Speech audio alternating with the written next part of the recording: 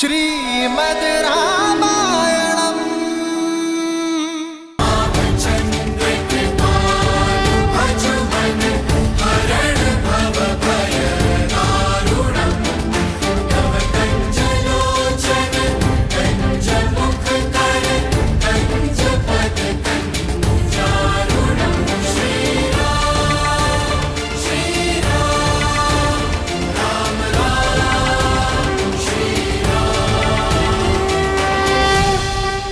राम,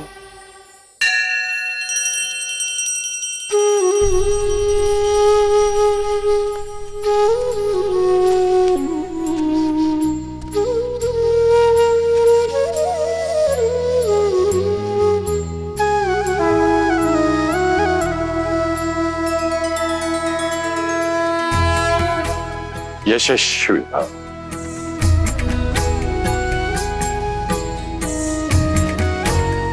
लक्ष्मण,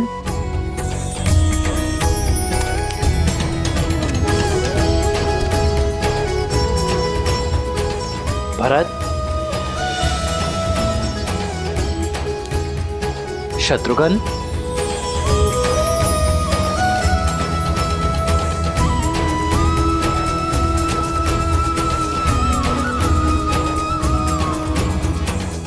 यशस्वी भव। मेरे प्रिय शिष्य, आज मेरा कर्तव्य पूरा हुआ। तुम सबकी शिक्षा संपूर्ण होती है, किंतु सदा स्मरण रखना, जीवन से सीखने की प्रक्रिया का कभी अंत नहीं होता। जी आचार्य।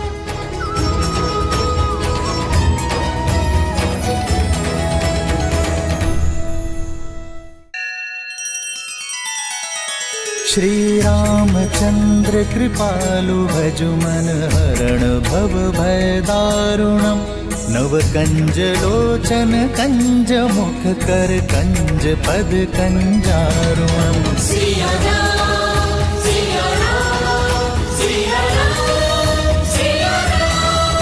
आदर्श और मर्यादा की है ये कथा महापावनम। काट मद श्री से मिला दे श्रीमद् रामायणम। श्रीमद् रामायणम।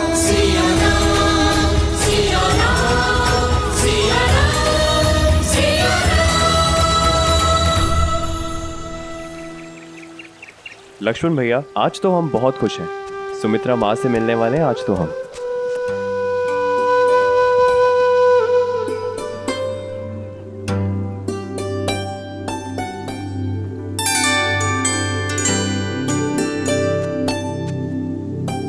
लक्ष्मण,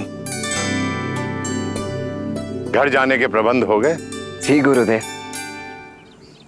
भरत,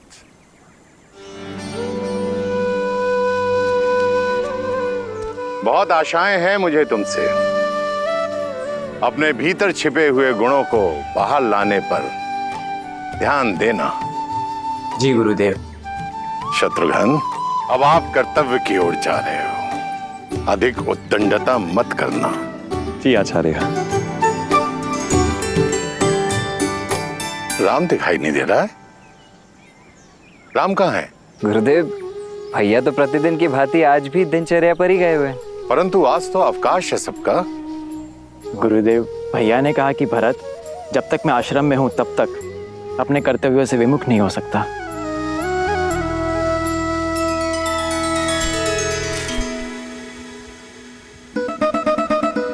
अब खा भी लो नंदिनी। देखो, जब तक तुम चारा नहीं खाओगी मैं जाऊंगा नहीं।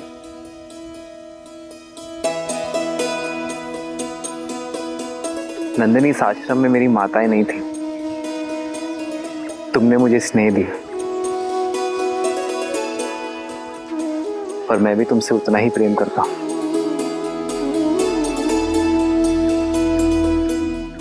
पर जो आता है उसे जाना होता है नंदिनी। यही नियति है ना। अपना उद्देश्य समाप्त होने के बाद हर किसी को जाना होता है नंदिनी, अपने कर्तव्य के लिए। तुम भी तो अपनी माता कामधेनु को छोड़कर आई थी ना। मेरा आश्रम काल समाप्त हुआ, जाना होगा मुझे नंदिनी, उसमें रूठना क्या।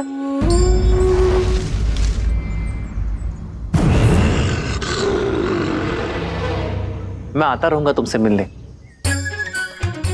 देखो अब मौन होकर चारा खा लो, और कल से कोई और आएगा तुम्हें खिलाने तो शांति से खाना। देखो नंदनी, अगर तुमने चारा नहीं खाया तो मैं रूठ जाऊंगा, चला जाऊंगा मैं यहां से। नंदनी मैं सत्य कह रहा हूं, मैं चला जाऊंगा। ठीक है, मैं चला।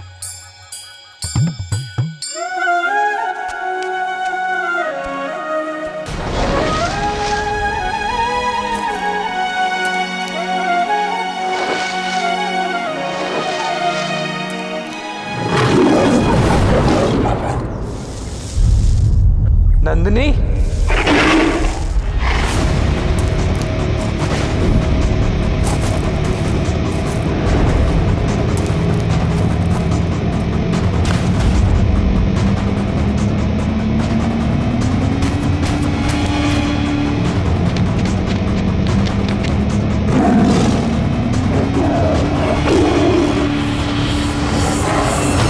छोड़ दो नंदिनी को, ये मेरी रक्षा में है क्रूर बाघ। भूखे को क्रूर कहते हो राम? जो शरीर विधाता ने दिया उसे भोजन देने का प्रयास क्रूर कैसे हो सकता है? प्रकृति ने मुझे बनाया ही ऐसा है कि अन्य पशुओं को खाकर जीवित रहूं।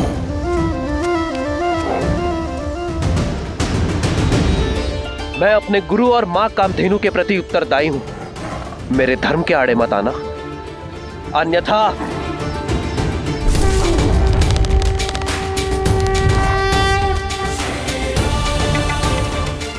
और मेरा धर्म इस वन पर शासन करना है।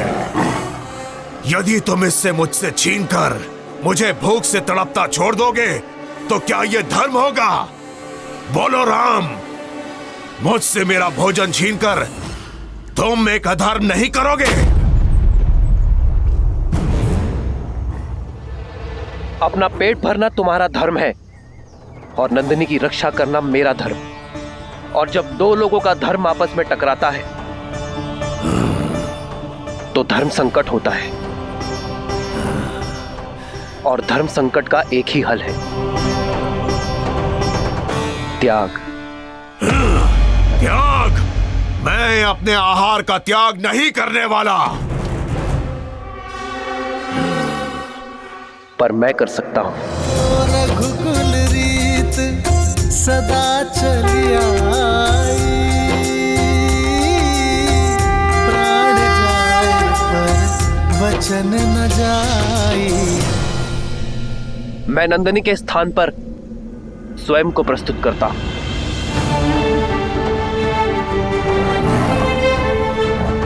नंदिनी को मुक्त कर दो और मुझे अपना आहार बना लो।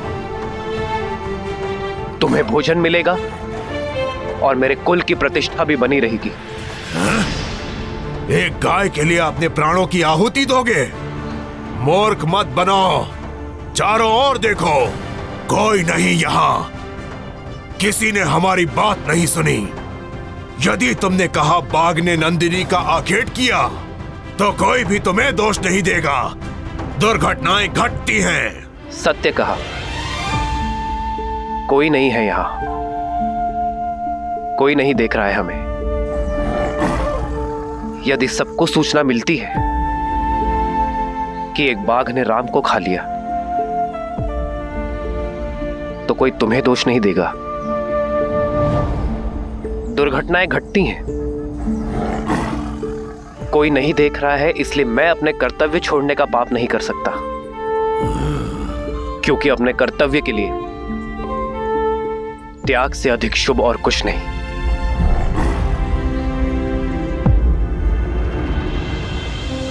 बना लो मुझे अपना आहार और छोड़ दो नंदिनी को।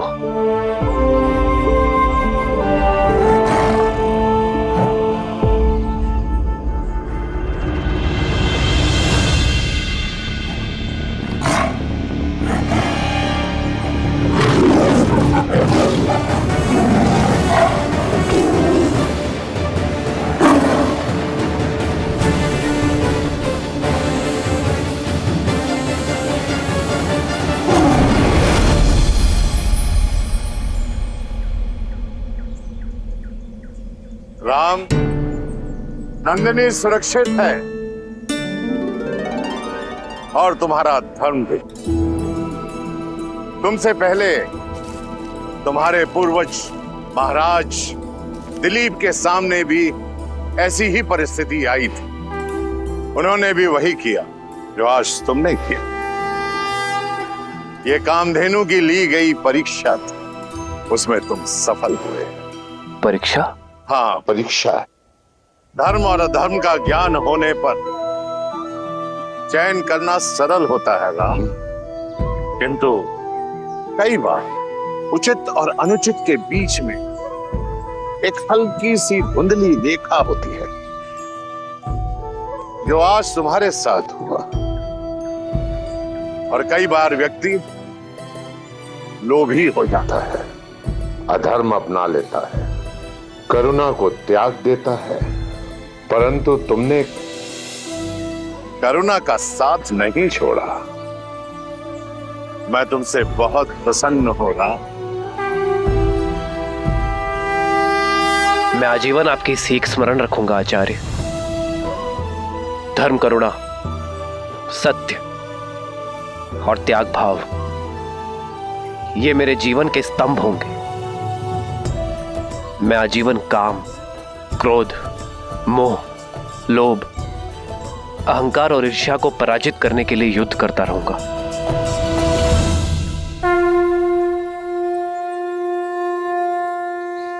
यशस्वी भव राम, यशस्वी भव। मेरे पास जो आया था वो प्रकाश की एक रेखा थी। मुझे गर्व है राम कि मैं धर्म का सूरज अयोध्या भेज रहा हूं। जहां नारायण नर के रूप में भविष्य की यात्रा के लिए सज्ज हो रहे थे, वहीं रावण स्वयं को नर से सुरक्षित करने के लिए यमलोक की ओर बढ़ रहा था।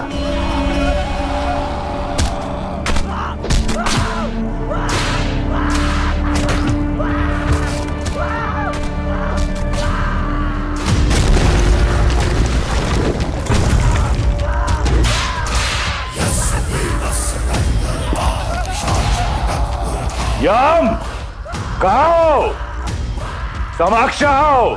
मृत्यु के द्वार पे खड़े होकर मृत्यु को पुकारने वाले दुष्ट, कौन हो तुम? महाकाल का एक भक्त, काल के देव का काल।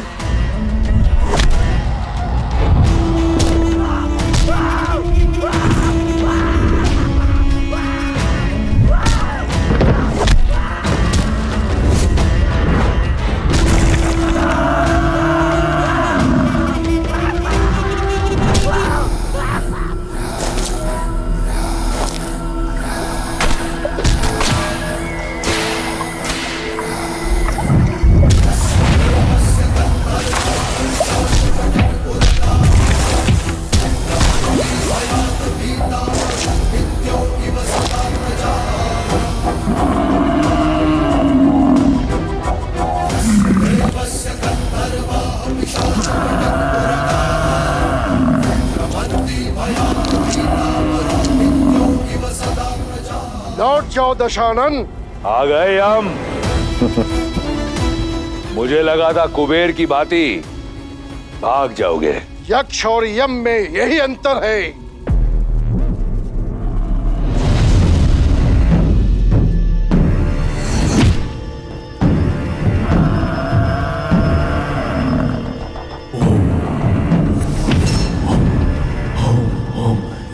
काल को ललकारने वाले अकाल मृत्यु को प्राप्त करते हैं।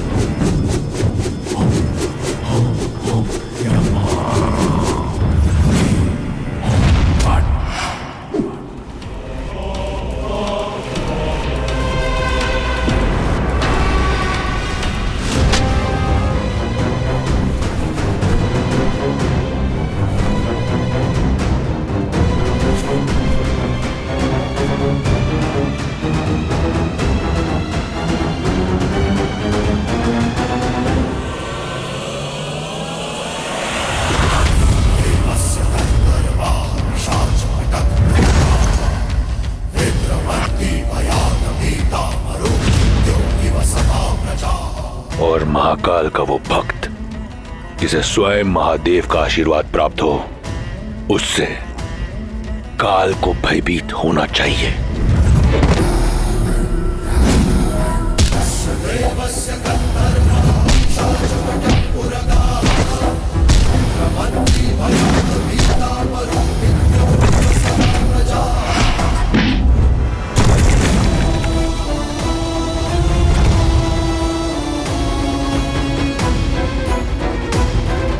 मूर्खता मत कर रावण। ब्रह्मदेव के दिए वरदान का अनुचित लाभ मत उठा। उसी वरदान के अनुसार तुम मुझे मार नहीं सकते। सोचता हूं आज मृत्यु को ही मृत्यु दे दूं।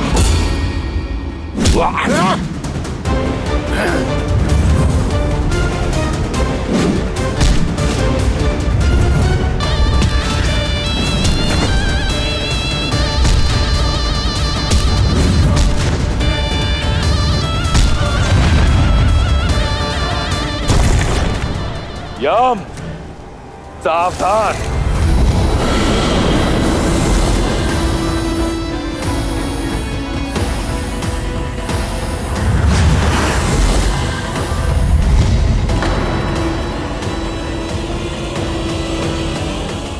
रुक जाओ दशानन।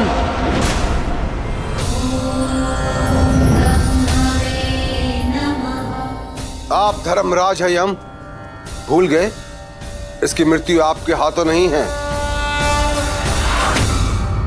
और रावण तुम मृत्यु को नहीं मार सकते, फिर भी यहां आए, चाहते क्या हो? बस इतना। मैं सबसे अभय हूं, परंतु नर से नहीं। वही अभय लेने आया हूं, अमृत। अमृत? अमृत नहीं मिल सकता। तुम अमृत के पात्र नहीं हो। जानता था। जाइए आप, परंतु मैं यहां से नहीं जाऊंगा। मेरा निश्चय अटल है। जब तक मुझे अमृत नहीं मिल जाता, मैं यहां से नहीं जाऊंगा। तुम्हें अमृत पान कराने का अधिकार मुझे नहीं है रावण। वचन रहा, रावण का वचन। मैं उस अमृत का पान नहीं करूंगा। यदि मैंने ऐसा किया तो आप अपना वरदान निष्फल कर देना। जो अमृत असुर प्रयास से भी ना पा सके, मैं उसे पाना चाहता हूं, अपने पास सुरक्षित रखना चाहता हूं। अब आपके समक्ष केवल दो ही मार्ग हैं। या तो आप इस असुर को वो कलश दे दें, या फिर यहां मैं यम को व्यस्त रखकर सबको अमर कर दूं।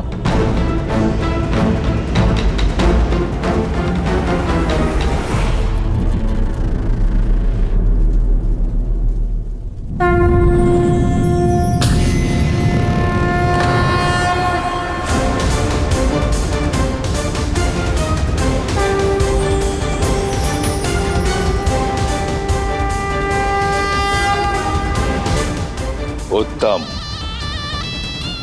अति उत्तम। वचन रहा, मैं इसका पान नहीं करूंगा। यह सर्वदा मेरे साथ सुरक्षित रहेगा।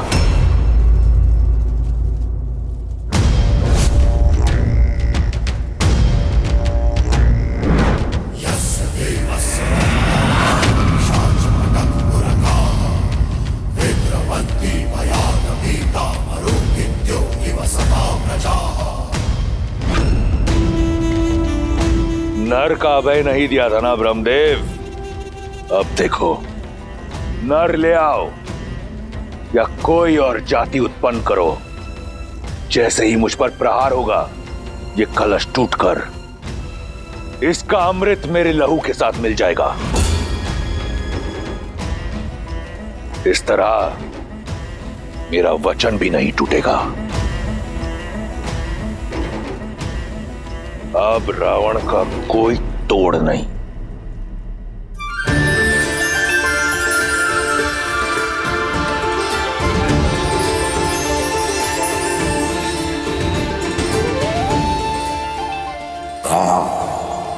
आकाश में घुलता यह हरा रंग इस बात का प्रतीक है कि राजकुमार गुरुकुल से अयोध्या के लिए प्रस्थान कर चुके हैं। श्री रामचंद्र की जय, श्री रामचंद्र की जय, श्री रामचंद्र की जय, श्री रामचंद्र की जय, श्री रामचंद्र।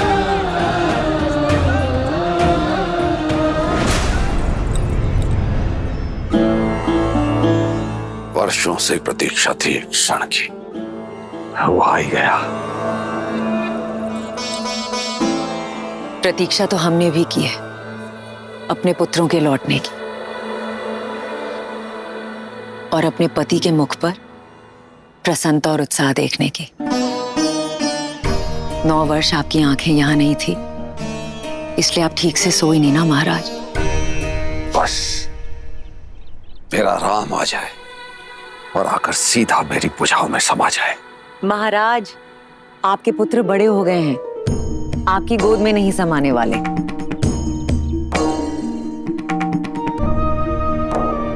हम तो ये भी नहीं जानते कि हमारे पुत्र दिखते कैसे हैं महाराज। ये निर्दयी समय कितने वेग से दौड़ता है ना। अपने नन्हे मुन्ने आंखों के तारे भेजे थे हमने गुरुकुल, और आज जो लौट कर आ रहे हैं वो अयोध्या की प्रजा की आंखों के सूर्य हैं। कितनी आशाएं, कितने दैत्व बंधे हैं राम से। आज के पश्चात राम का जीवन सदैव के लिए बदलने वाला है। क्या जाने नियति हमारे पुत्रों को किस ओर लेकर जाएगी। किंतु मैं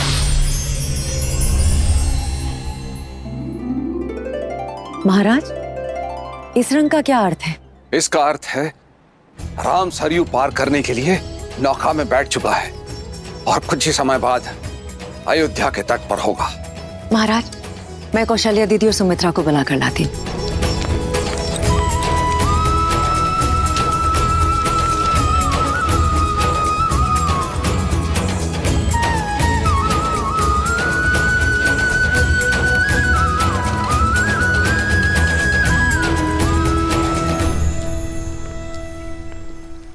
क्या हुआ महारानी? ऐसा क्यों प्रतीत हो रहा है कि आप किसी बात को लेकर चिंतित हैं? देवी गार्गी ने जो कहा वो सुनने के बाद एक माँ चिंतित कैसे ना हो महाराज। आप देवी गार्गी की कही हुई बात को इतनी गंभीरता से क्यों ले रही है महारानी सुनैना? हो सकता है उन्होंने जो कुछ कहा हो हंसी ठिठुल्ली में कहा। हाँ, पर उन्होंने जो भी कहा सच ही तो कहा है ना महाराज। और वो बात कहीं ना कहीं मेरे मन में अटक गई है। क्या सीता के लिए योग्य वर मिल पाएगा? अवश्य मिले। ऐसे क्यों कह रही हैं आप?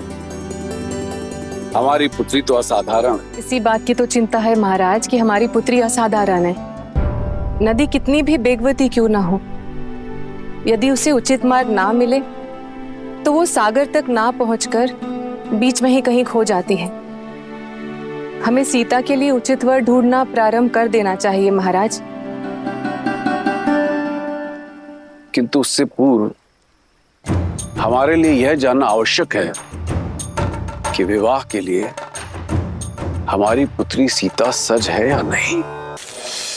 तुम्हारे माता पिता को तो अवश्य तुम्हारी विवाह की चिंता हो रही होगी।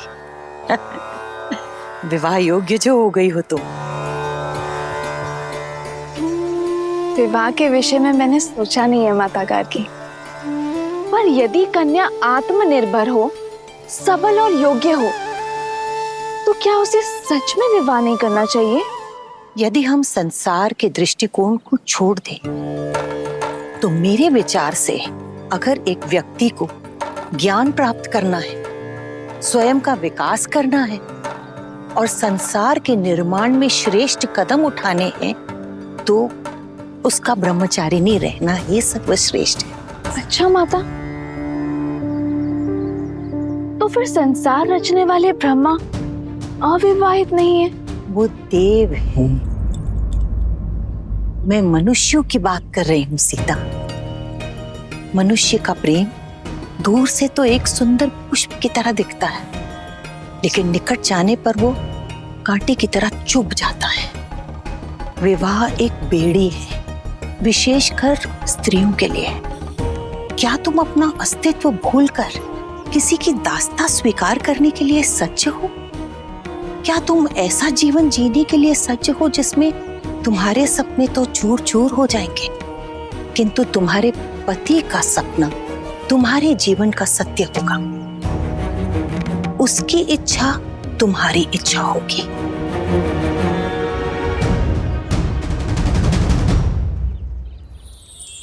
क्षमा चाहती हूँ माता गार्गी, पर जैसे आपने कहा कि दृष्टिकोण की बात है, तो मेरी दृष्टि में विवाह रास्ता नहीं, आस्था है। एक ऐसा संबंध जहां दोनों को एक दूसरे के लिए सम्मान हो, समर्पण हो और समझ हो। एक ऐसा संबंध जहां दोनों एक दूसरे पर निर्भर ना हो, दोनों एक दूसरे का बल हो, जहां दोनों एक दूसरे का व्यक्तित्व और अस्तित्व को विशाल करने का प्रयत्न करें। उस विवाह से सुंदर और मीठा और कुछ नहीं हो सकता माता गार्गी। जैसे शिव और पार्वती हैं, वो दोनों एक दूसरे के अर्धांग हैं, पर एक दूसरे को पूर्ण करते हैं। जैसे लक्ष्मी और नारायण। लक्ष्मी नारायण वो लक्ष्मी जो सदा विष्णु के चरणों में पड़ी रहती है, और जब विष्णु विश्राम करते हैं तो लक्ष्मी उनकी सेवा में तल्लीन रहती है। और विष्णु तो सदा भ्रमण कर रहे होते हैं संसार भर का। फिर से दृष्टिकोण की बात है। मेरी दृष्टि में ये दोनों की यात्रा है। यदि लक्ष्मी नारायण की सेवक होती तो क्या उनका नाम नारायण से पहले लिया जाता? लक्ष्मी का नारायण के चरणों में होना उनके सेवक का नहीं, विष्णु को जगाने का प्रतीक है। लक्ष्मी विष्णु को प्रेरणा देती है कि जागो और अपना कर्तव्य करो। वो विष्णु से अपने साथ का त्याग करती है ताकि विष्णु अपना अवतार लेकर संसार के प्रति अपना कर्तव्य निभाए। संसार की श्रेष्ठता बनाने में जितना हाथ विष्णु का है, उतना ही हाथ देवी लक्ष्मी का भी है माता। सत्य तो ये है कि ना तो लक्ष्मी के बिना नारायण पूरे हैं और ना ही नारायण के बिना लक्ष्मी। और मुझे विश्वास है कि मैं मुझे पूर्ण करने वाला अपना नारायण ढूंढ लूंगी।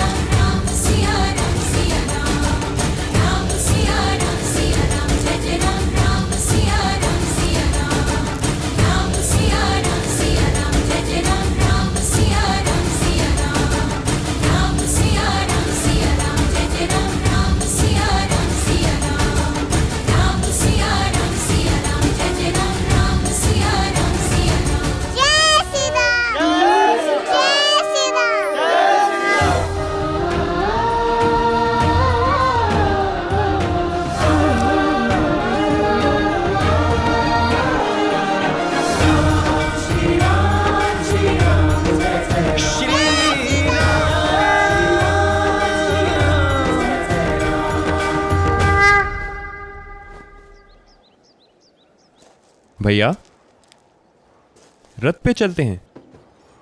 रथ में चले तो अयोध्या के सामीप्य का आनंद कैसे मिलेगा शत्रुघ्न? राम भैया केवल माता पिता के नहीं, तो सर्वप्रथम अयोध्या के हैं, अपनी प्रजा के हैं। आइए भैया, चलिए भैया। श्री रामचंद्र की।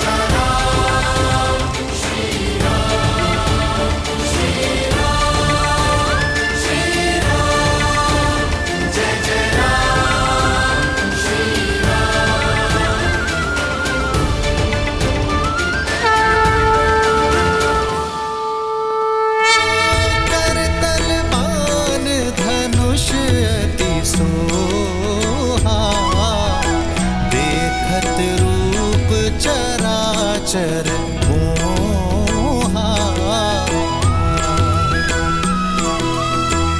जिन्ह बिथी है बिह रही सब भाई, थकत हो ही सब लोग लुगाई।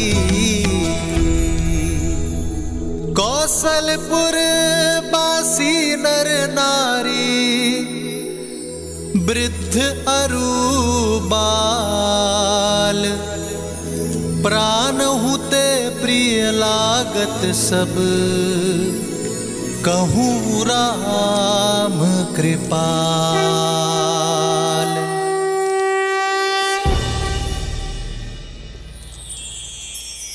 श्री रामचंद्र की, श्री रामचंद्र की, श्री रामचंद्र की, श्री रामचंद्र की, श्री रामचंद्र की, श्री रामचंद्र की, श्री रामचंद्र की।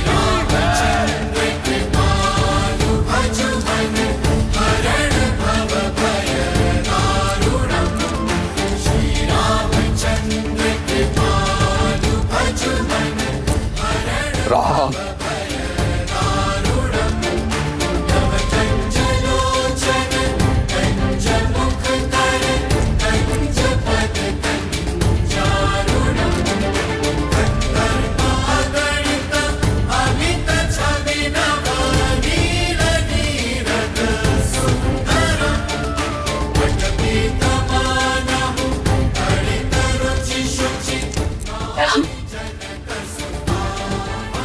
देखिए दीदी, हमारा राम कितना बड़ा हो गया है।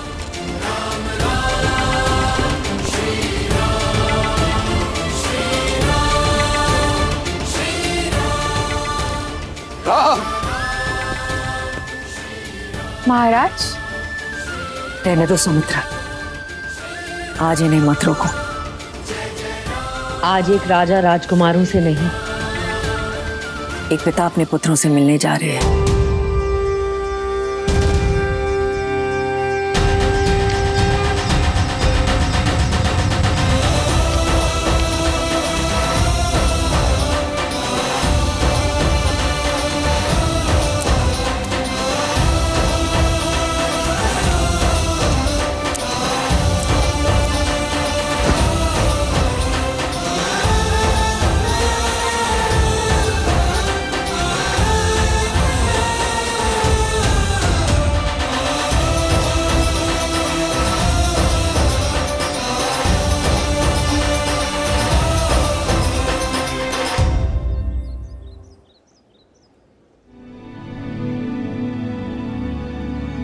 राम, कैसे बताऊं तुम्हें, तुम्हारे बिना एक एक पल किस प्रकार बिताए हैं मैंने।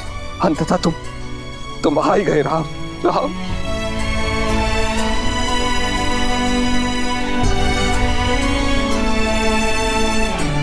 मेरे राम। जी पिताश्री, गुरु वशिष्ठ के आशीर्वाद से हमारी शिक्षा संपूर्ण हुई। प्रणाम गुरुदेव। यशस्वी भव। भूल हो गई गुरुदेव, राम के स्वागत को इतना आतुर था कि किसी और पे दृष्टि गई नहीं। इसमें तुम्हारा दोष नहीं है पुत्र, राम के मुखमंडल की आभा ही ऐसी है कि जो भी उसे देखता है सारे संसार को भूलकर उसी में खो जाता है।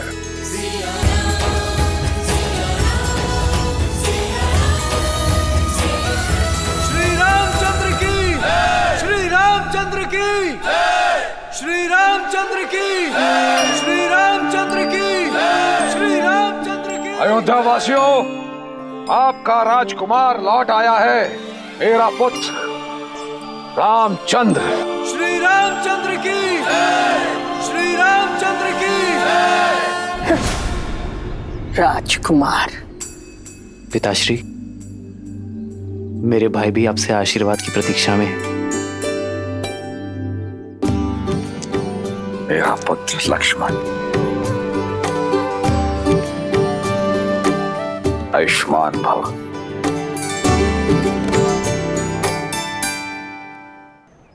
हाँ, मेरा सबसे छोटा पुत्र शत्रुघ्न।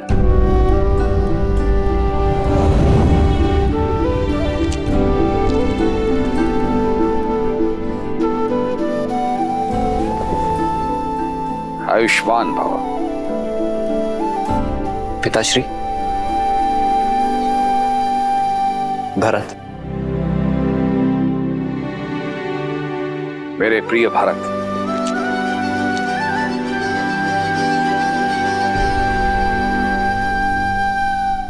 नमन पिताश्री। आयुष्मान भव। भरत आपके लिए कुछ भेंट लाया पिताश्री।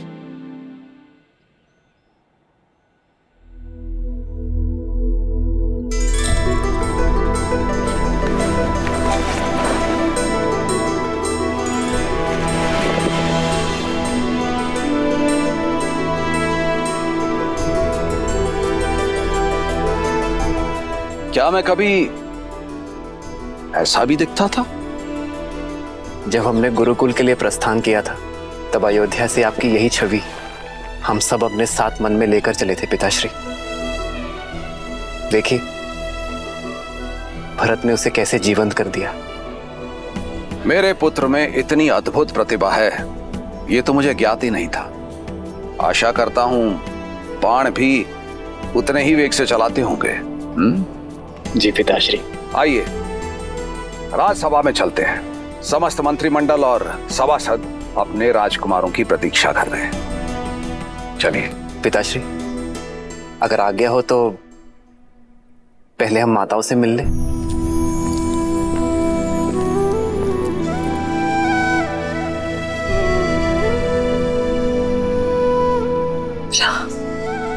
माँ। आयुष्मान भव।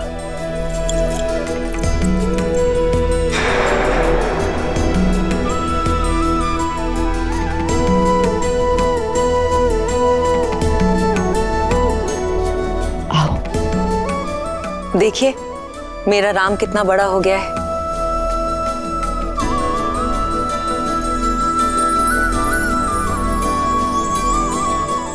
अपने पिताश्री की भांति कीर्तिमान और वीर बनो पुत्र।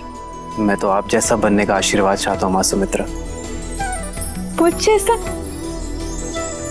मुझ में ऐसा क्या है? वो जो किसी में नहीं।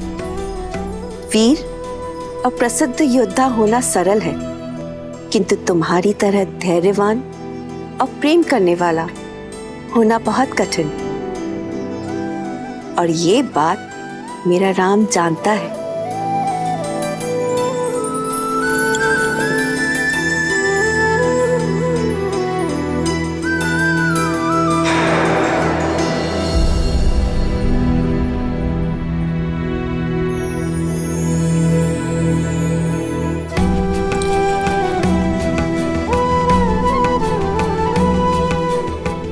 माँ।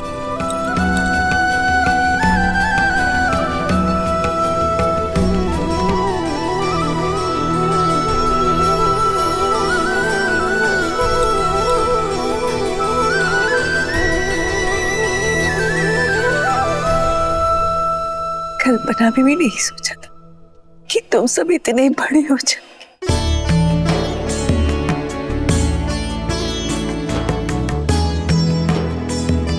हमने अपने नन्हे नन्हे पुत्र गुरुकुल भेजे थे और देखिए सब इतने बड़े होकर लौटे हैं। सोचा था जैसे नन्हे मुन्ने भेजे थे वैसे ही वापस आएंगे। राम मेरे गले लगेगा और पूछेगा कि मेरा राजभोग कहाँ है। आज भी तो गले लगा ना माँ। वैसे मेरा राजभोग कहाँ है?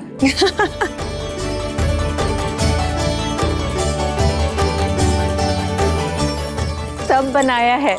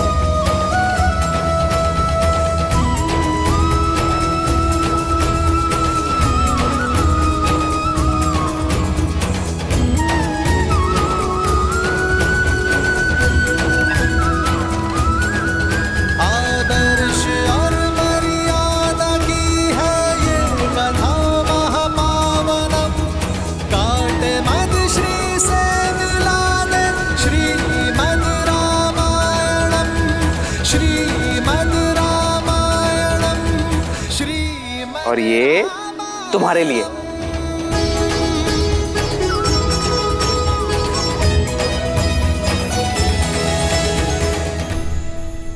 और हमारे राम भैया ने लक्ष्मण भैया को नदी में धक्का दे दिया। अरे तो इसमें इतना हंसने वाली क्या बात है? और हमारे भरत भैया, ये तो सदा राम भैया की सहायता के बिना कुछ करते भी नहीं थे। लेकिन सच में आश्रम में हमें बहुत काम करना पड़ता था, लेकिन आपके हाथ का स्वादिष्ट भोजन खा के सच में आनंद ही आ गया हमें। अच्छा पुत्र, ये बताओ कि आश्रम में तुम सबने क्या सीखा? पिताश्री, राम भैया तो आश्रम में सबके मुख्य थे। धर्म हो, शस्त्र हो या शास्त्र हो, हमारे राम भैया सबसे आगे। और अंतिम दिन गुरुदेव ने बड़ी भीषण परीक्षा ली राम भैया की, और वो भी बिना बताए। अच्छा, क्या परीक्षा ली थी? माया और करुणा में अंतर की। गुरु वशिष्ठ तो बड़े प्रसन्न थे भैया से। और लक्ष्मण, तुमने क्या सीखा? वही माता जो सदा से मुझे सीखना था। भैया राम का सर्वश्रेष्ठ रक्षक बनना और प्रत्येक कार्य में उनकी सहायता करना।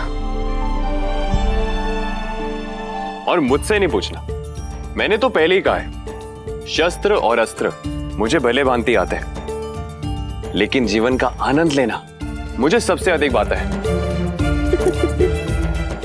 देखिए मत, देखिए।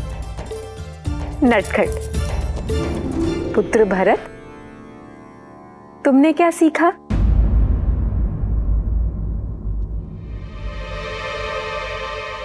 मेरा भरत बहुत अच्छा धनुर्धारी है। हाँ, पर जब लक्ष्य सिद्ध हो तभी। पर हमारे भरत भैया का अधिक मन कला में है। मेरे भरत भैया कविता बहुत अच्छी लिखते हैं और चित्र तो बहुत ही सुंदर बनाते हैं। ये तो बहुत ही अच्छी बात है कि हमारे सारे राजकुमार युद्ध करना जानते हैं। जो शस्त्र के साथ शास्त्र में प्रवीण हो, कला में ज्ञातक हो, मन से कोमल हो, वो विशेष है।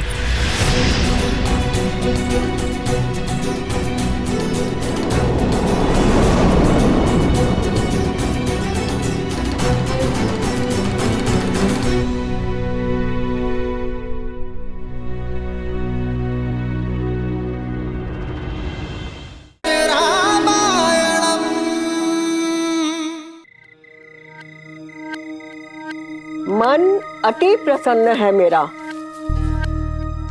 गुदगुदी हो रही है सोचकर मन में, मेरा भरत राजकवि होगा। ये कैसी बातें कर रही हो? क्यों? अरे गुण और लक्षणों के आधार पर ही तो पद मिलता है। राम तो निश्चित ही राजा बनेगा और लक्ष्मण तो अवश्य ही सेनापति बनेगा, और शत्रुघ्न, उसे तो कोई छोटा मोटा मंत्री का पद मिल ही जाएगा। किंतु भरत, उसकी कविताएं तो पूरे संसार में प्रसिद्ध होंगी। कैकई वंश का वो पहला कवि होगा, है ना आनंद की बात? ऐसा कुछ नहीं है। भरत भी ऋषि वशिष्ठ से शिक्षा लेकर लौटा है।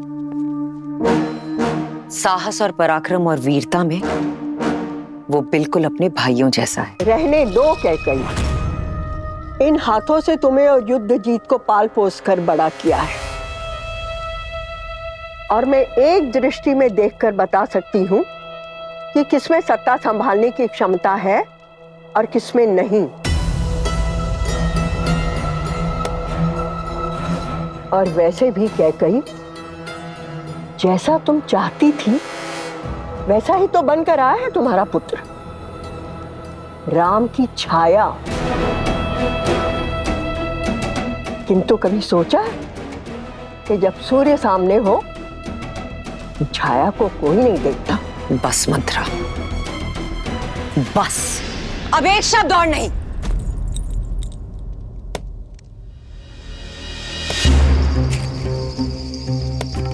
बुरा क्यों लगा कैकई?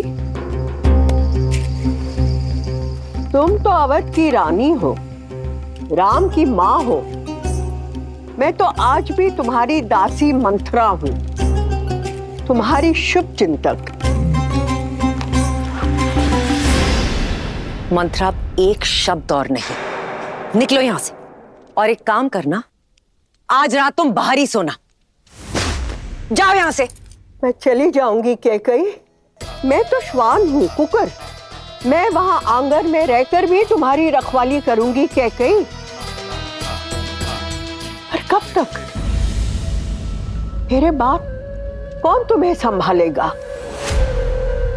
वो पुत्र जो राम की छाया बन गया है, या वो पति जो राम का दास है? मंत्रा,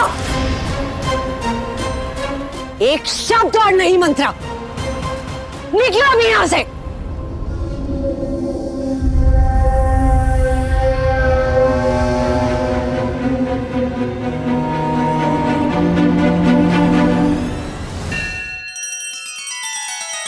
श्री रामचंद्र कृपालु भजु मन हरण भव भय दारुणम।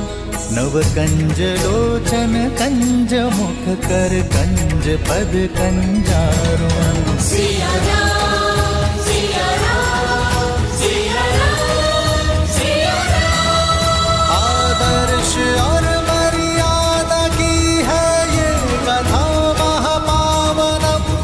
काट मद श्री से मिला दे श्रीमद रामायणम, श्रीमद रामायणम। सिया राम, सिया राम, सिया राम, सिया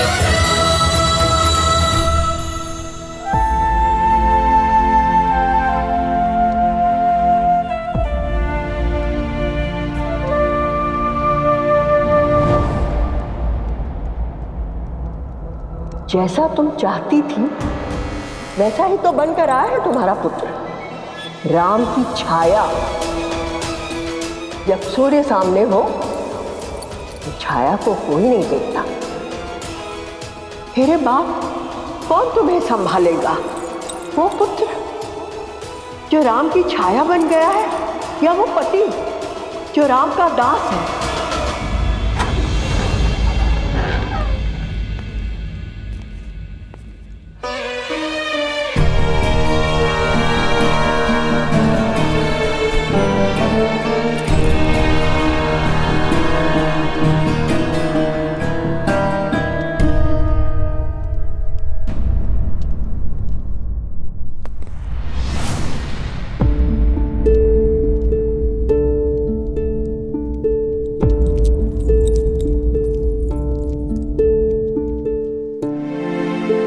ऐसा पहले भी हो चुका है, किंतु तब आपके पुत्र आपके पास नहीं थे।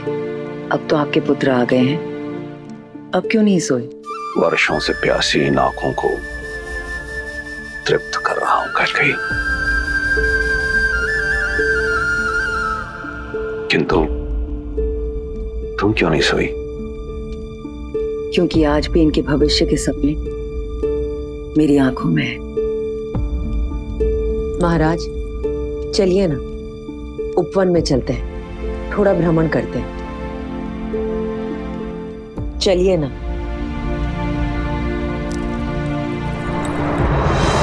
नहीं कैकई, मेरे पुत्र अभी अभी लौटे और तुम उन्हें मुझसे दूर भेजने की बात कर रही?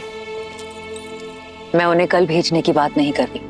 1-2 मास उनके स्नेह का आनंद उठाने के पश्चात हमें एक कठिन निर्णय लेना होगा महाराज। नहीं कैकई, ये वियोग मेरा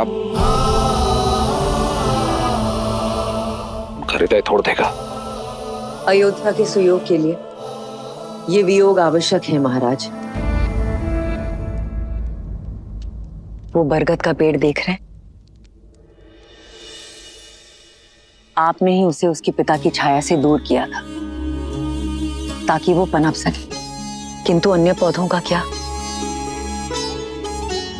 आपने कदाचित नहीं देखा है, लेकिन मैंने एक बात का अनुभव किया है।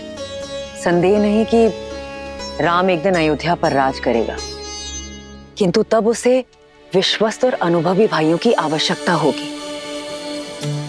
इस वक्त अति आवश्यक है कि हमारे सारे पुत्र राजकाज सैन्य संचालन सीखें। राजनीति भी यही कहती है कि साम्राज्य के सभी पुत्रों को एक साथ एक स्थान पर नहीं होना चाहिए। आप जानते हैं मैं अपने पुत्रों से अत्यधिक प्रेम करती हूं, इसलिए चाहती हूं कि आप राम को राजकाज सिखाएं। भरत को मेरे भाई युद्धजीत के पास भेज दिया जाए तक्षशिला अभियान के लिए, लक्ष्मण को करुपदा और शत्रुघ्न को मधुपुर विजय के लिए। कैकेयी, तुम अपने पुत्र भरत की बात करो, मैं अपने अन्य पुत्रों को अपने से दूर कहीं नहीं भेजूंगा।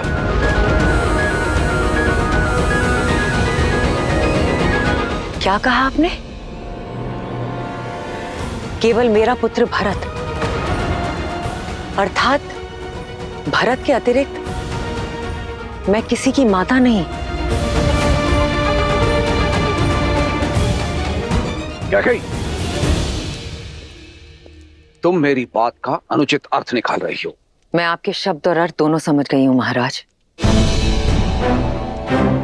आप केवल मेरे पुत्र भरत को कैकैया जाने का आदेश दीजिएगा, और यदि वो प्रश्न करे तो उसे कह दीजिएगा उसकी कठोर मां कैकैयी ने आदेश दिया है। और हां, दर्पण दिखाने के लिए धन्यवाद महाराज, ये अनुभव करवाने के लिए कि मैं केवल भरत की माता हूं, राम की नहीं।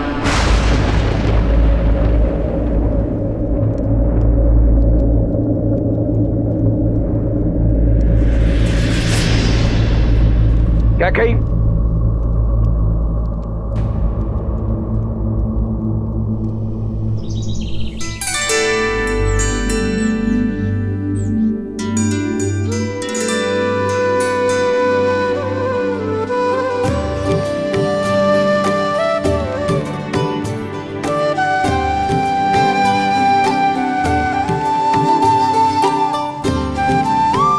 कुमार भरत, आपके लिए एक सूचना है।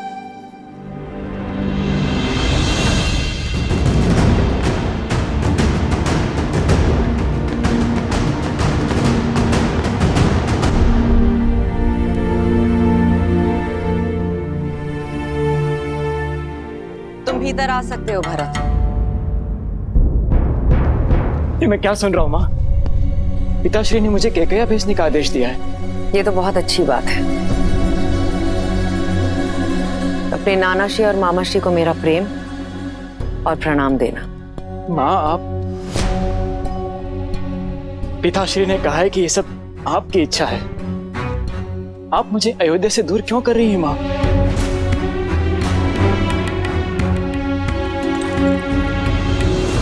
क्योंकि अपने भाई राम की छाया से दूर जाना आवश्यक है तुम्हारे लिए, अपने अस्तित्व को ढूंढने के लिए, स्वयं के लिए और राम के लिए। अपने निर्दयता राम भैया पर मत थोपिए माँ। आपका द्वेष किससे है? राम भैया से या मुझसे? द्वेष? राम मेरा ज्येष्ठ पुत्र है, गर्व है वो मेरा।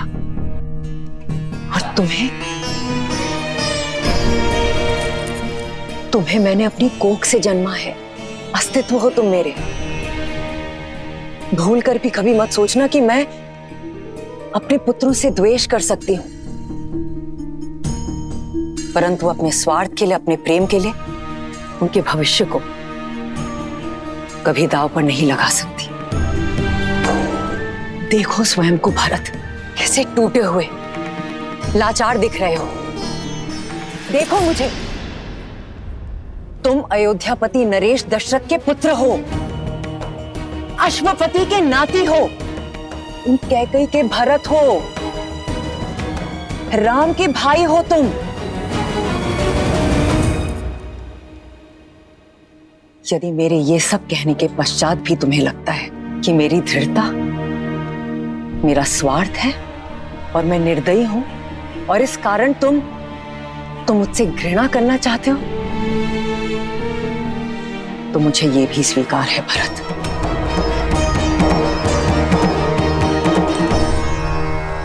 और यदि तुम ये मानते हो कि मैं अपने पुत्र राम से घृणा करती हूं, तो ये भी मान लो, किंतु मैं किसी मां,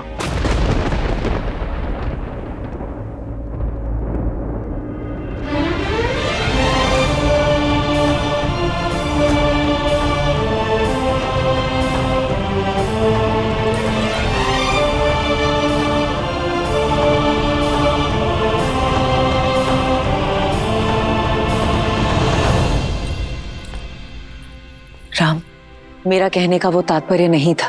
पुत्र और मां के बीच शब्दों का नहीं, भावों का संबंध होता है मां।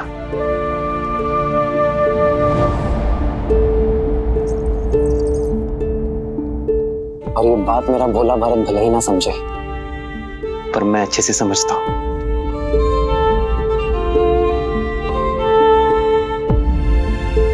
पिताश्री का आदेश सुना तो आपको धन्यवाद देने चला आया।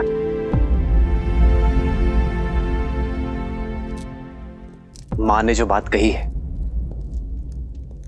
वो मैं कब से अनुभव कर रहा हूं भरत, और तुम्हारा आत्मविश्वास बढ़ाने का प्रयास भी किया है मैंने, पर कभी सफल नहीं हो पाया। जानते हो क्यों? क्योंकि मैं भाई हूं। मां ने अपने बालक को मधु के भीतर लपेटकर कड़वी औषधि पिलाने की कला मुझ में नहीं है भरत। मां ठीक कहती है भरत, मुझे केवल एक सबल भाई की आवश्यकता नहीं है, अयोध्या को एक प्रबल सेनापति, एक प्रशासक की आवश्यकता है। स्वयं सोचो भरत, हर कार्य में तुम्हें मेरी सहायता, मेरी पहल की आवश्यकता होती है। यदि कल को कहीं मुझे जाना हुआ, अयोध्या से दूर, राज्य से दूर, तो कैसे संभालोगे तुम अयोध्या को? कैसे संभालोगे राज्य और परिवार को? क्या केवल माताओं का ही धर्म है कि अपनी संतान के उज्जवल भविष्य के लिए वर्तमान में दुख सहे? क्या हमारा कोई कर्तव्य नहीं भरत?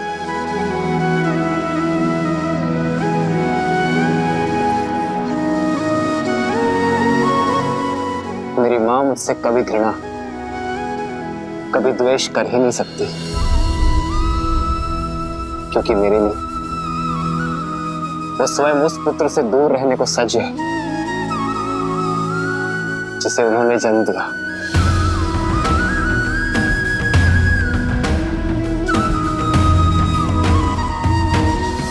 स्मरण रखना भरत,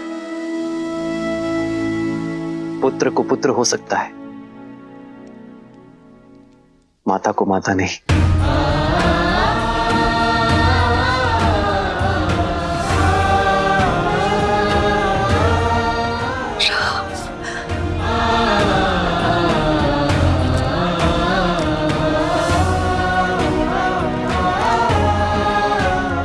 मुझे क्षमा करना मां, मैं जाने को सज्ज हूं।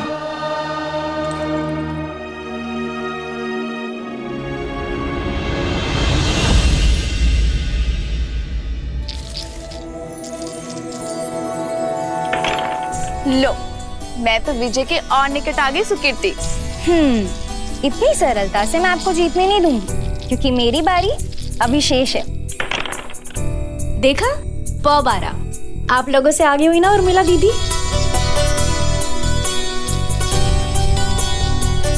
पर सब मुझसे पीछे ही हो।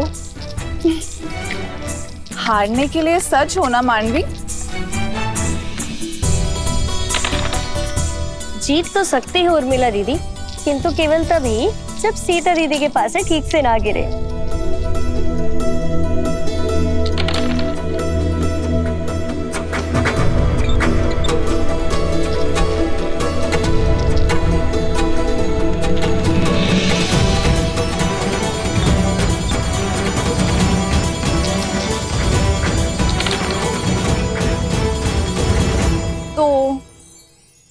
मैं तो हार गई और मैं जीत गई। देखा सीता दीदी, आप फिर से जानबूझ के हार गई ना।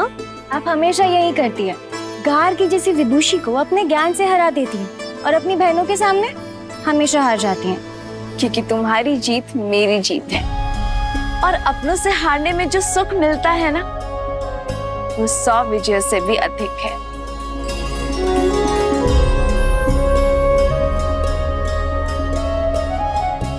पिताश्री,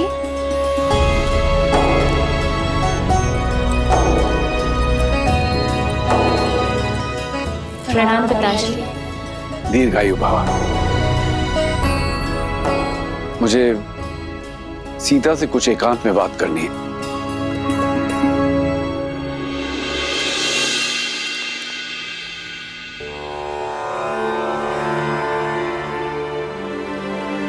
सीता, मैं जानती हूँ पिताश्री कि आप मुझसे क्या बात करना चाहते हैं। अपने पिता के मन की बात को सदैव कैसे समझ जाती हो पुत्री?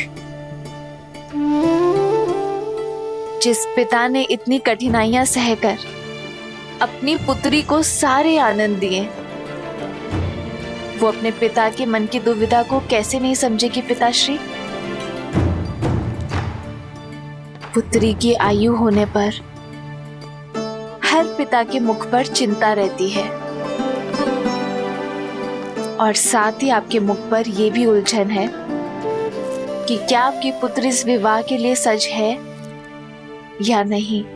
तो इस उलझन का हल क्या है पुत्री? जब उलझन ही नहीं है तो हल कैसा पिताश्री? मैं आपसे ये नहीं पूछूंगी कि एक कन्या को अपना घर छोड़कर पराये घर में क्यों जाना होता है, क्योंकि मैं जानती हूँ कि एक स्त्री में ही इतनी शक्ति होती है कि वो अपना संसार छोड़कर एक नया संसार बना सके, अपने संस्कार, अपने आदर्श आने वाली पीढ़ी को दे सके जो उसने अपने पिता से पाए हैं। पिताश्री, संसार समझता है कि स्त्री का कोई एक घर नहीं होता, जहां जन्मी वो मायका और जहां जाती है वो ससुराल। परंतु पिताश्री, मेरा मानना है कि कन्या सौभाग्यशाली होती है क्योंकि उसके एक नहीं 2-2 घर होते हैं। जहां जन्म लेती है उनसे नाता जुड़ा रहता है और जहां जाती है उन्हें भी अपना बना लेती है। मैं तुम्हें विश्वास दिलाता हूं पुत्री, मैं तुम्हारे लिए सुयोग्य वर ढूंढूंगा, तुम्हारा स्वयंवर रखूंगा। मैं भारत के सबसे पराक्रमी, सबसे समृद्ध राजकुमारों को निमंत्रण भेजूंगा। किंतु पिताश्री, इस स्वयंवर में मैं अपना वर किस आधार पर चुनूंगी? किसके पास कितनी धन संपत्ति है ये देखकर, या किसकी सेनापति शक्तिशाली है इस चुनौती पर? पिताश्री, विवाह सेना संपत्ति से या राज्य से नहीं होता है ना? क्या इस स्वयंवर में मैं उस वर को चुन पाऊंगी जिसके साथ मैं जीवन के हर क्षण में प्रसन्न रहूंगी? तुमने तो एक उलझन से निकालकर दूसरी उलझन में डाल दिया पुत्री।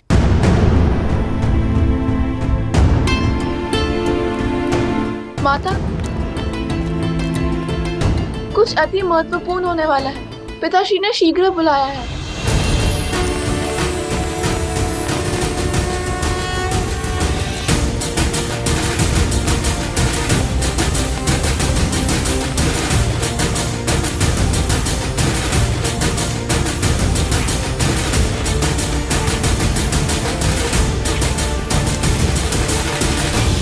ओम नमः शिवाय, ओम नमः शिवाय, नमः शिवाय,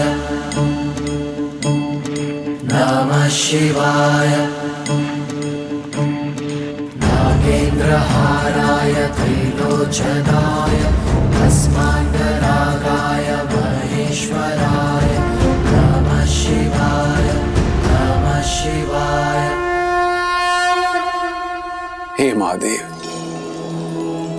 मेरी पुत्री सीता को जैसा वर चाहिए केवल आप ही दे सकते हैं। अब मुझे समझ में आया, 8 वर्ष की आयु में कदाचित सीता का आपका धनुष उठाना मेरे लिए संकेत था कि आप सीता के भविष्य का उत्तरदायित्व उठाएंगे। प्रभु, मैं सीता के स्वयंवर की घोषणा करना चाहता हूं।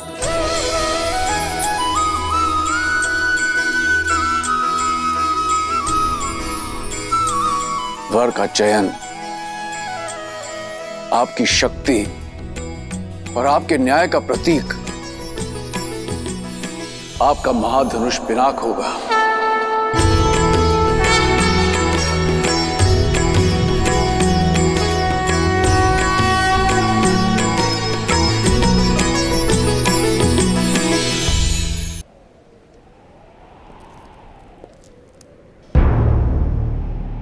मैं अपनी पुत्री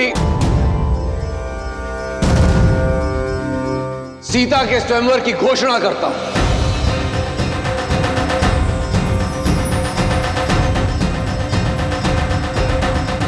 जो व्यक्ति महादेव का धनुष उठाकर उस पर प्रत्यंचा साधेगा, वही व्यक्ति मेरी पुत्री सीता का वर होगा।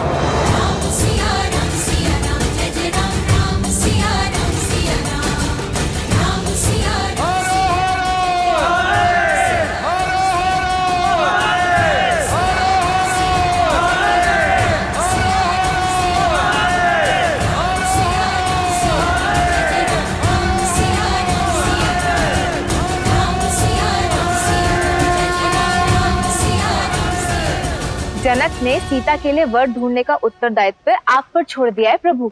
सत्य तो यह है देवी कि मिथिला में अपने इस उत्तरदायित्व को निभाने का प्रबंध मैंने कई वर्ष पहले ही कर दिया था।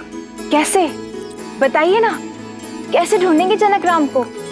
जो सच्चे मन से राम को खोजना चाहें, राम तो उन्हें मिल ही जाते हैं। और वैसे भी संसार में ऐसा कौन है जो राम को खोजना नहीं चाहता।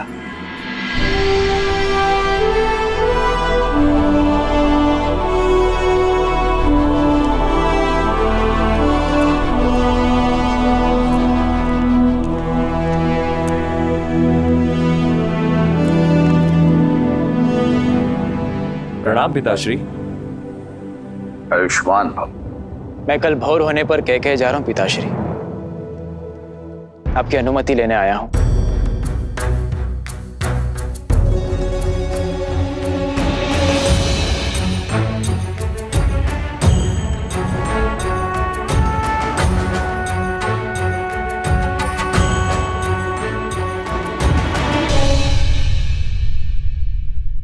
और शत्रुघ्न, तुम कहां जाने के लिए सज्ज हो? पिताश्री, भरत भैया को मेरी आवश्यकता होगी और फिर मेरा भी मन है कि मैं मामा के देश का भ्रमण कराऊं। शत्रुघ्न का निर्णय अच्छा है पिताश्री। 1 से 2 सदा श्रेष्ठ होते हैं।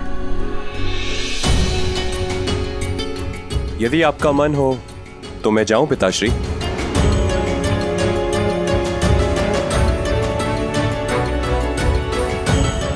चिंता ना करें पिताश्री, मैं हूं ना आपके पास।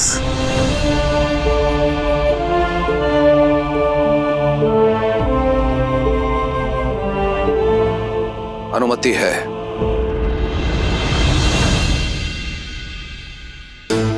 तुमने 2 अंधों के जीवन का सहारा छीना है।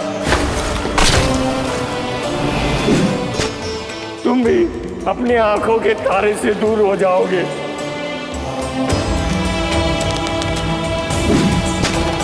अपने धर्म रक्षक पुत्र के वियोग में तरस तरस कर मरोगे तुम।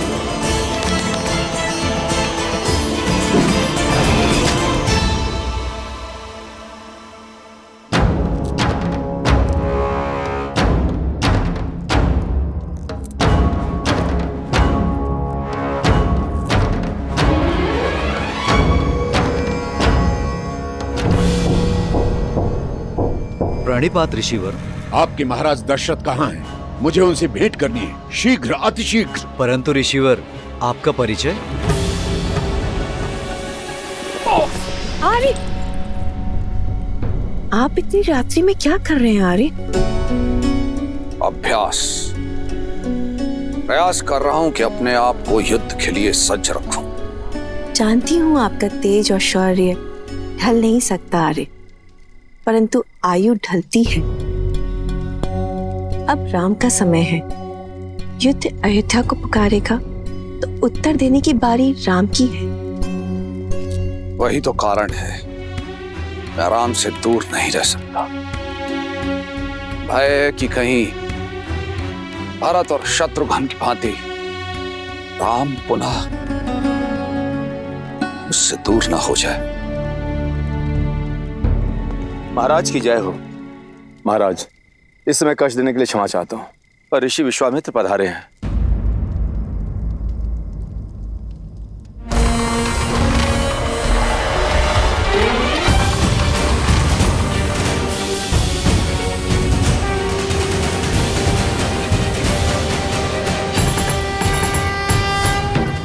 अयोध्या की भूमि पर आपके चरण पड़े, अयोध्या धन्य हुई। अपने चरण कमलों से इस भूमि को पावन करें ऋषिवर, पधारिए।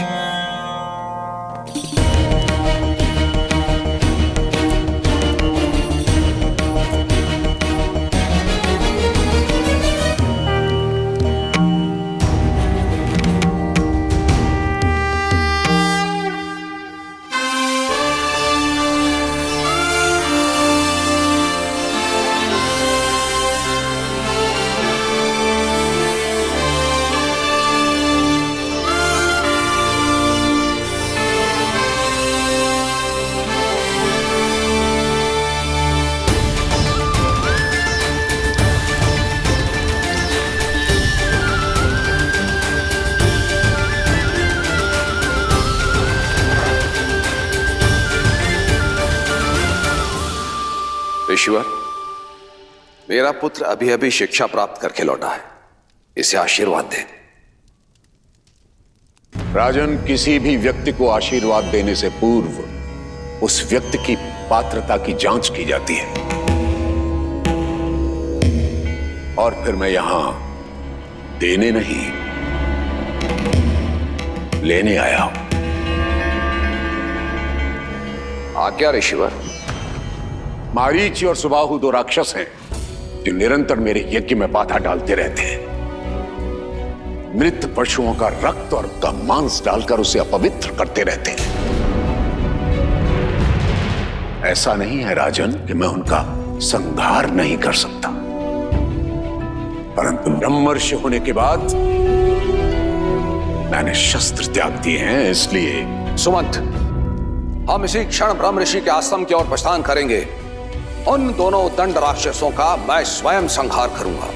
ऋषिवर, ये मेरा वचन है, आपकी मांग अवश्य पूर्ण होगी। इस तुच्छ कार्य के लिए स्वयं अयोध्यापति वहां जाएं, ये तो उचित नहीं लग रहा है। मुझे न तो आपकी आवश्यकता है और ना ही आपकी सेना की।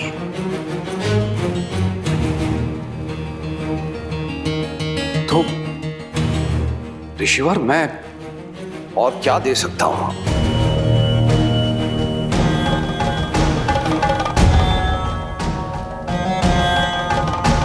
राम राम राम।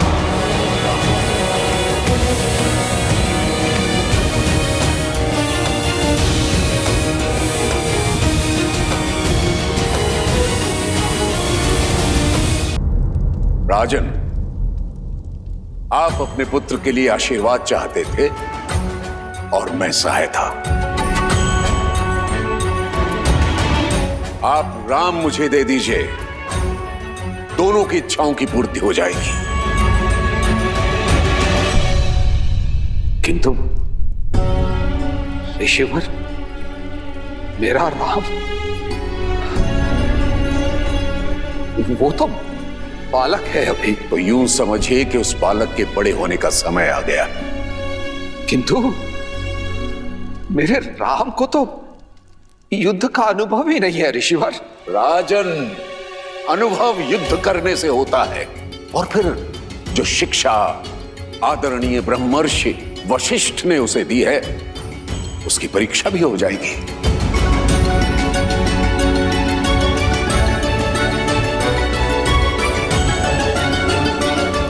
तो ऋषिवर, मैं राम को अपनी सेना में सम्मिलित कर लेता हूं, ये तो ठीक रहेगा ना? राजन, क्या मैंने अपनी बात स्पष्ट नहीं की? मुझे आप नहीं, राम चाहिए।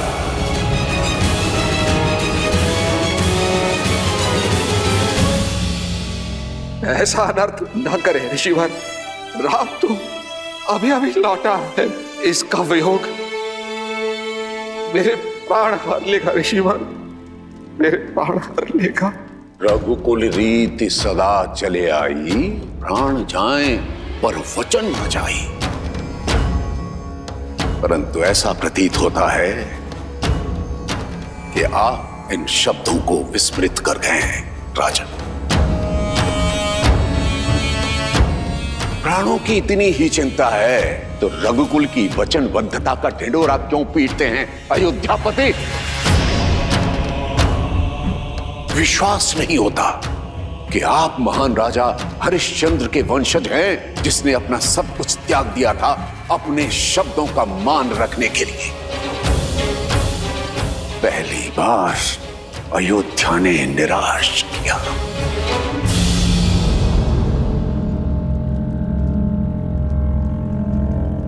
महाराज दशरथ, आप तो अपनी रानियों और राजकुमारों के साथ सुखमय जीवन व्यतीत कीजिए, मेरा क्या है? मैं तो सहायता के लिए किसी दूसरे द्वार को खटखटा लूंगा, परंतु आज के बाद कभी मत कहिएगा प्राण जाए पर वचन न जाए। ऋषिवर, ठहरिए ब्रह्मर्षि।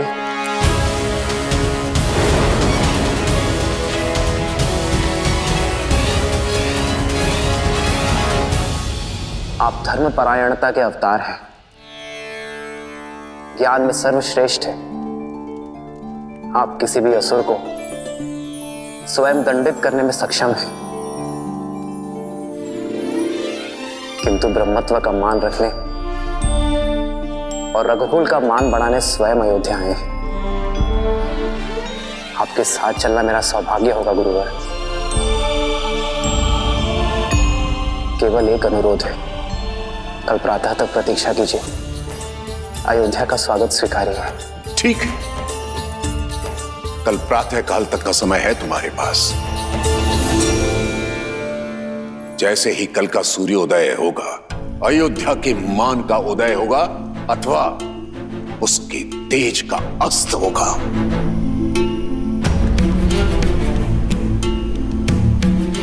आचार्य, पिताश्री, पिताश्री,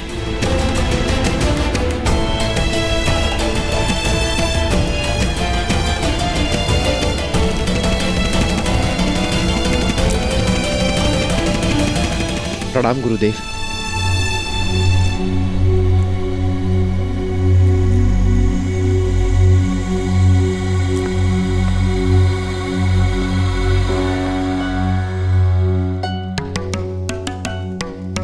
आपके यहां आने का कारण केवल यज्ञ की रक्षा करना नहीं था, इतना तो मैं समझ गया हूं ब्रह्मर्षि विश्वामित्र। आप राम को परखने आए हैं। ब्रह्मर्षि, क्या आपको इतना भी अनुभव नहीं कि राम स्वयं नारायण है? अनुभव किया है ब्रह्मर्षि, परंतु सामने रखी धातु स्वर्ण होते हुए भी उसकी परख की जाती है।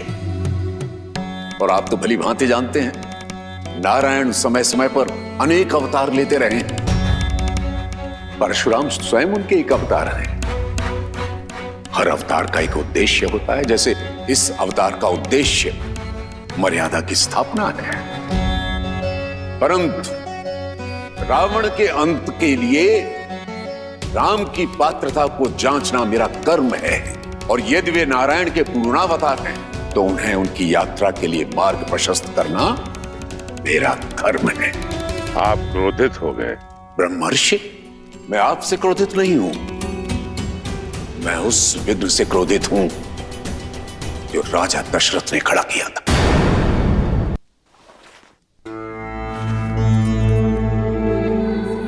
सेवकों, राजवैद्य को सूचित करो कि तुरंत आए। पिताश्री,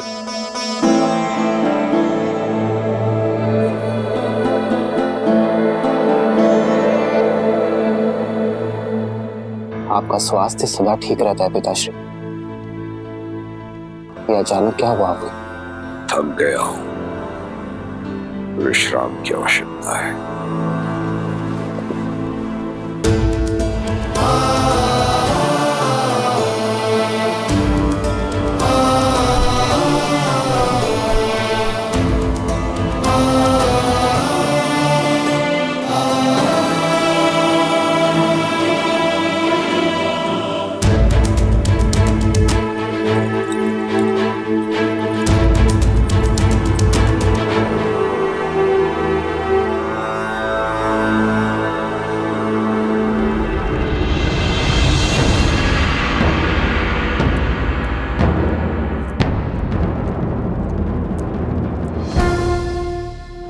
प्रणाम आचार्य। महाराज दशरथ की ठीक नहीं है आचार्य, कोई कुंठा है उनके मन में। तुम्हें क्या प्रतीत होता है? ऐसा क्या है? यही प्रश्न मुझे आपसे करना है आचार्य। पिताश्री का ऐसा व्यवहार मैंने कभी नहीं देखा। एक ऋषि को उसकी मनचाही सहायता देने में इतना संकोच क्यों? मैंने पहले भी कई बार अनुभव किया है आचार्य। पिताश्री हम लोगों से दूर होने की बात से ही सिहर जाते हैं। जो व्यक्ति देवासुर संग्राम से नहीं डरा, वो अचानक दो राक्षसों से अपने पुत्र के सामने की बात को लेकर भयभीत क्यों है? आपने तो उन्हें बालपन से पाला है, उन्हें शिक्षित किया है। मेरी माताओं से अधिक आपने उन्हें निकट से देखा है। एक पुत्र होने के नाते मेरा यह कर्तव्य है आचार्य कि मैं अपने पिताश्री के मन के भय को दूर कर सकूं। बोलिए आचार्य, उनके भय का कारण क्या है? भय के बिना प्रेम निभता नहीं है, पर प्रेम ही सबसे बड़े भय का कारण है। उनका भय तुम हो राम, तुमसे बिछड़ने का भय है जो तुम्हारे पिता को दुर्बल बना देता है। उन्हें मोह है राम अपनी संतान से, विशेषकर तुमसे राम। आप तो आचार्य हैं, उनके पिता समान, उनके गुरु भी आप ही हैं, तो क्या आप उन्हें इस व्यथा से दूर नहीं कर सकते? कई बार रोग का कारण ही उसकी औषधि होता है राम। दशरथ का रोग भी तुम हो और निदान भी भय की काट विश्वास होता है राम। अब देखना है कि राम अपने पिता को वो विश्वास दिला पाता है या नहीं। प्रश्न दशरथ के धर्म का नहीं, राम के कर्म पर है।